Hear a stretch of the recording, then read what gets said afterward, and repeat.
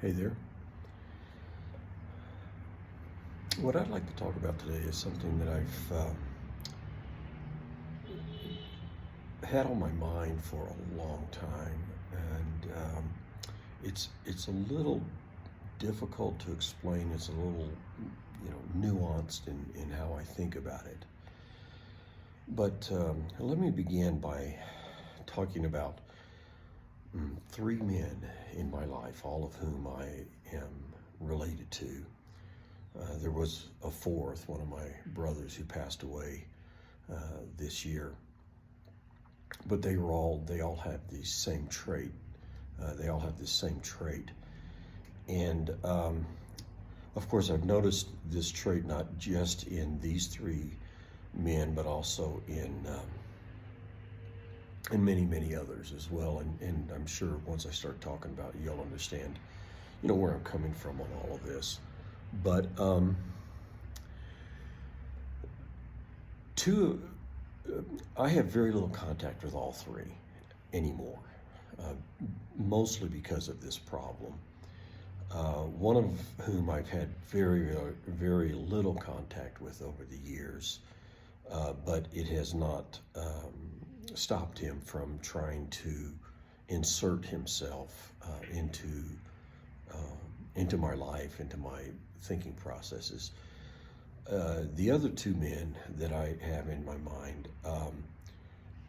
one of them I had a broken relationship with for 10 years. Before that, this trait, this characteristic was just predominant dominant, I should say, in the relationship. And eventually it led to me breaking it off, and it remained broken for 10 years. And then recently, I had an interaction with him, and I mean, it's like we picked up where we left off 10 years ago. Nothing whatsoever had changed in his, not just in the content of what he was thinking, but also in the patterns or the manners in which he spoke. And then the third man that I have in my mind,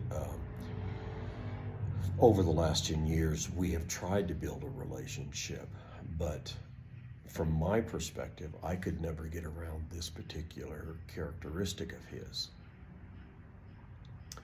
So, the way I define this characteristic is using the term, I was just thinking of a kind of two words, but I'm going to start with the word insistent. All of these individuals, all three of these men in my life, in every single conversation that I have with them, they are insistent that they are right about every opinion they hold.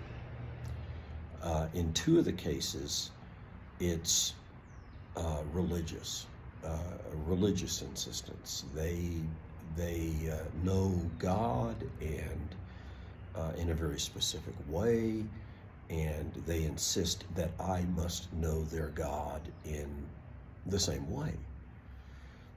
There's no room for nuance, there's no room for flexibility, there's no room for, certainly not for disagreement. With the other man in my life who I just recently broke off, and I say recently, it's been probably 3 or 4 months now, a 10-year effort of trying to develop a relationship. His insistence was all around politics, but it also had to do with anything else that might come up. Excuse me, I'm going to adjust the camera here just a little bit. There we go. But it didn't matter what the subject matter was. Typically it was politics, but it also had to do with philosophy or just life in general. And he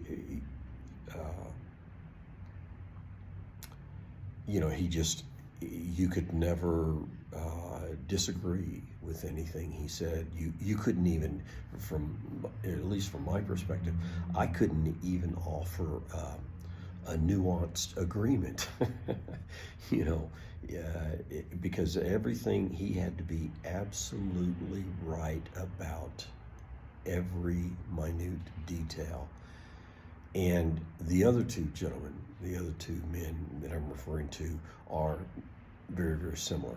So two of them were religiously insistent, and the other was politically insistent. And I'm sure that if I ever delved into the religiously insistent individuals, I would find out that they would hold the same characteristic in terms of their political opinions, etc. So this insistence manifested in a lot of different ways over the years with these individuals. At least two of them. The one that I barely had any contact with, it's just one of those things where I get the sense that it would be like this. Some of the way it manifested or presented itself was I struggled to get a word in edgewise. It's one of those conversations where the individual, and typically these are over the phone, but gets into the conversation, and right off the bat, right out of the gate, as soon as I say hello, it's just this rapid deployment of words and ideas, and a lot of times they're very emotional, and they're like venting. They're venting all these frustrations, and there's a lot of anger in their tone of voice, and a lot of times rage, and they're making big, bold, generalized statements about everybody and everything, and they're just kind of blurting all this stuff out, and it would go on for half hour, 45 minutes, an hour. And in my patterns, I tolerated that for many, many, many years, just letting them go, knowing that at some point they're going to run out of things to say. And but it was difficult because when you're engaged with somebody like that, and they're coming at you with this barrage of words, they can say something in the first minute that maybe you just partly disagree with, or maybe you don't feel like you have enough perspective to reach that kind of a conclusion, enough information to reach that kind of conclusion.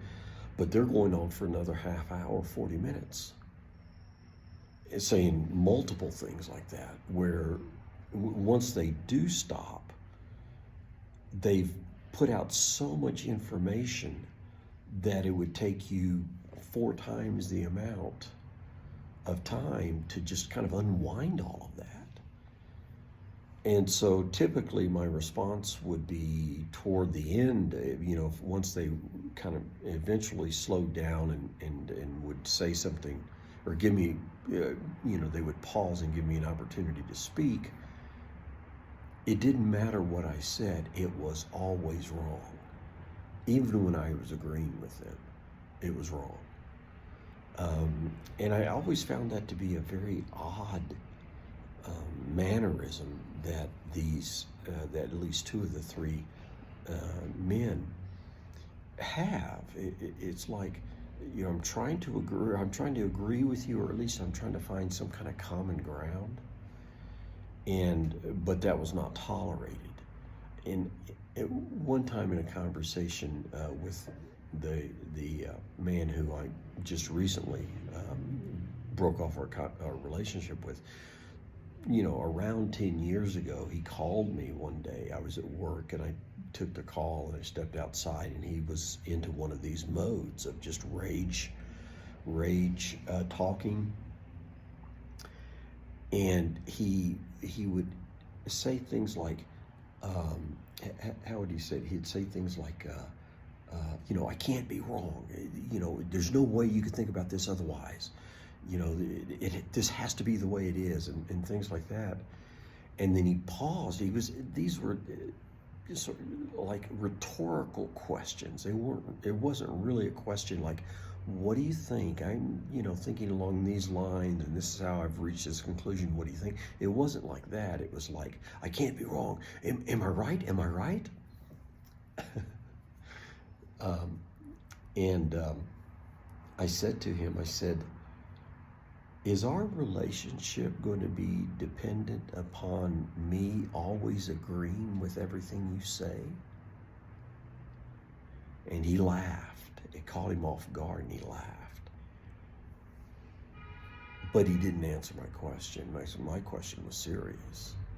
It has always reminded me of a scene in The Big Lebowski when Walter is just doing this, am I right? Am I right? Kind of a line of rhetorical questioning. And finally the dude says to him, no, Walter. No, or Walter was saying, am I wrong? Am I wrong? Am I wrong? And finally the dude says, no, Walter, you're not wrong. You're just an asshole. And that line has really stuck with me because that's what it is. So both of these individuals, as I've said, I've ceased relationships with them because it had been, and probably still would be if I picked up the phone and tried to reach out to them, or vice versa. It would still be really, really a toxic relationship, and I wouldn't enjoy it. I never enjoyed those relationships. I'd get off the phone, I'd be emotionally exhausted. But I held on to those relationships because I am related to them, and I wanted that relationship in my life, but I could never get it to a point where it was beneficial to me, and that's how I thought about it. I knew the relationships were not beneficial to me, but I wanted it very, very badly. So anyway, that is where my thoughts are at today about this idea of people who are insistent in your life. They must be right. There's no room for disagreement. There's no room for nuance. And I should talk just a few minutes about how I think, my thinking process.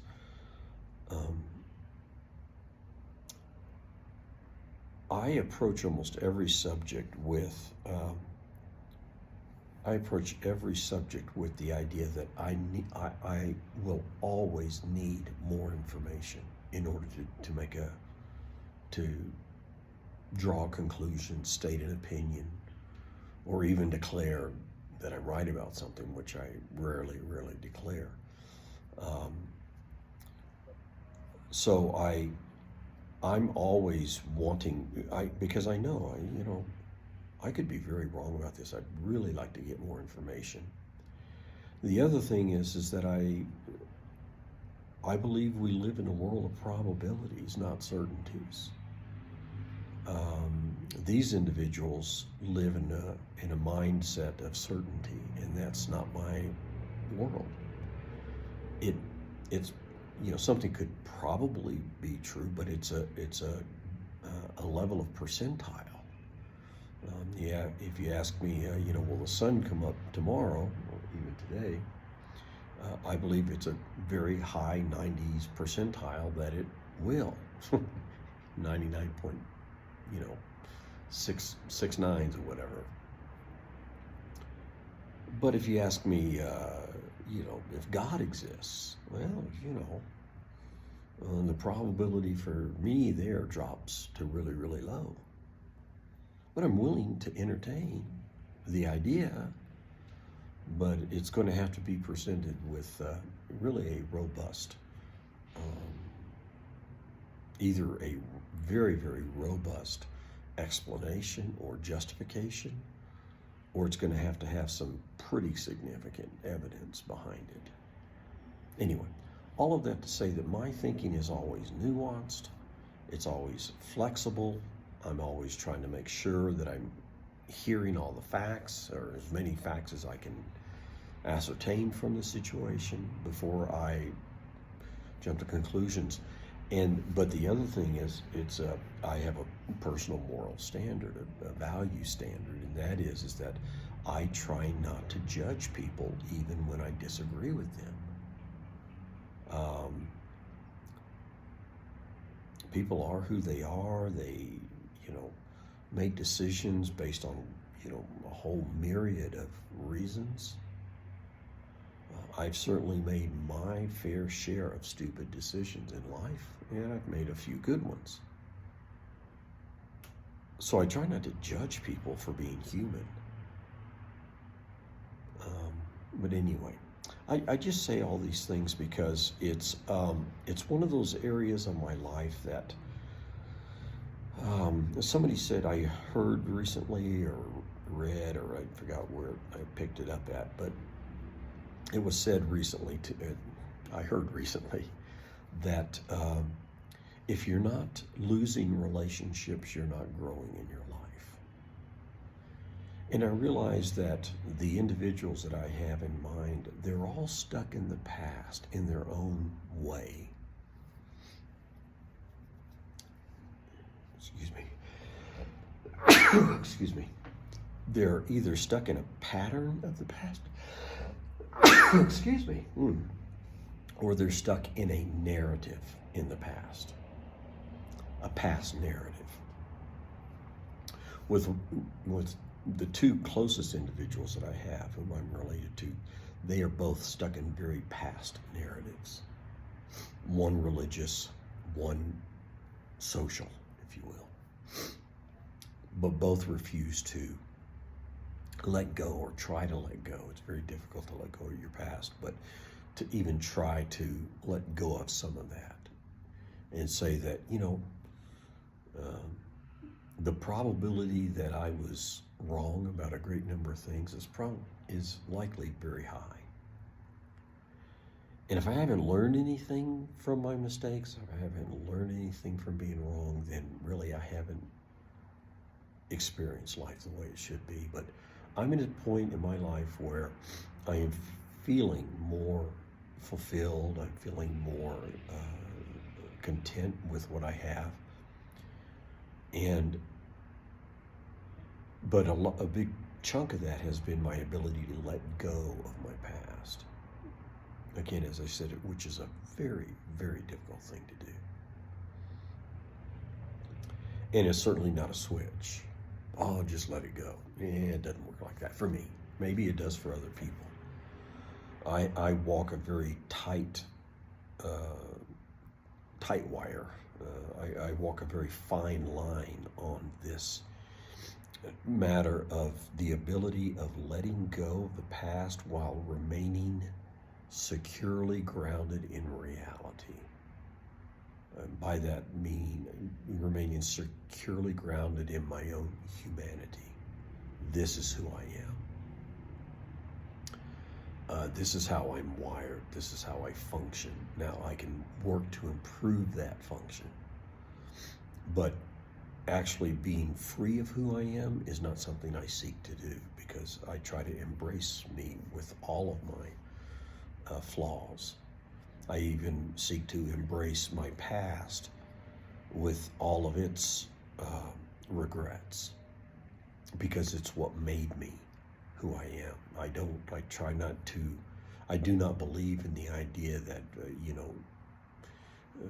I don't have a self, or like all religions, sort of intimate everything from Buddhism to Christianity is you have to deny your humanity in some way or another, and I don't believe in that. I believe in accepting your humanity because it is really all you have, and that includes all the shit you've piled up in your past and all of that kind of stuff. So anyway, getting onto a different subject that I would like to make a video about, specifically my beliefs about self-identity.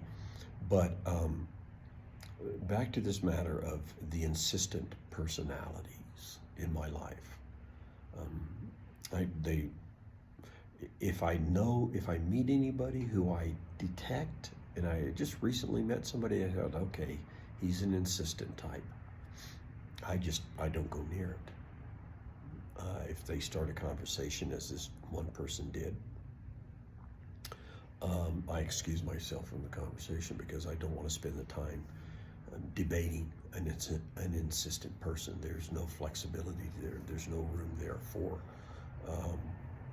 learning. There's no room there for being corrected. It's just they have to be right about every little thing. So anyway, that it's sort of a rambling idea there, but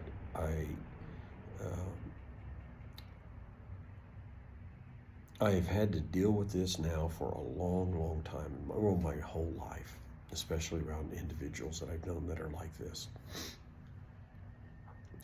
And I don't allow it anymore, and I won't allow it. So if either one of these three individuals reached out to me and said, could we talk, I'd have to set some really, really firm boundaries right off the beginning.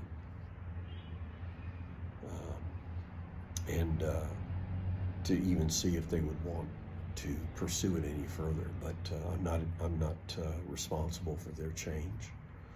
If they want to change, they're going to have to find their own way to accomplish that. But anyway, so that's my thought for today. I know it's a little negative, but it's just one of those areas of my life that has, been a significant part of relationship issues.